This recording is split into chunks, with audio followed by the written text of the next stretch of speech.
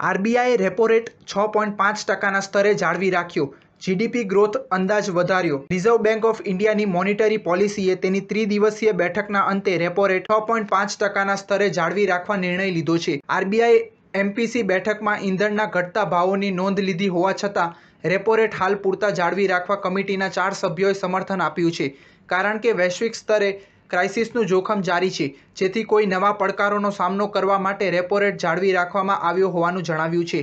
Reserve બેંકે વર્તમાન નાણાકીય વર્ષ 2024-25 માટે તેનો રિયલ જીડીપી ગ્રોથ અંદાજ અગાઉના 7%ના સ્તરથી વધારી 7.2% કર્યો છે.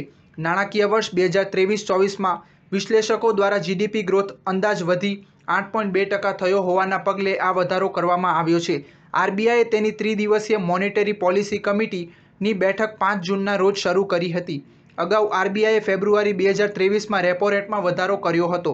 વધુમાં આરબીઆઈ ગવર્નર શક્તિકાંત દાસના નેતૃત્વમાં એમપીસીએ પણ સ્ટેન્ડિંગ ડિપોઝિટ ફેસિલિટી અને માર્જિનલ સ્ટેન્ડિંગ ફેસિલિટી દરો અનુક્રમે 6.25% અને 6.75% પર યથાવત રાખતા હતા.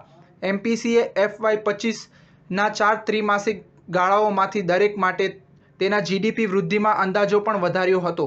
FY25ના પ્રથમ ત્રિમાસિક ગાળો માટે આરબીઆઈ હવે અગાઉના 7.2%થી 7.3%, Q2 FY25માં 7.2% અંદાજ આપ્યો છે. Q3 માટે જીડીપી ગ્રોથ અંદાજ અગાઉના 7%થી વધારી 7.3% અને ચોથા ક્વાર્ટર માટે જીડીપીનું અનુમાન 6.9%થી વધારીને 7.2% કર્યું છે. સ્ટાર ન્યૂઝ 7 હંમેશા સચ્ચાઈની સાથે.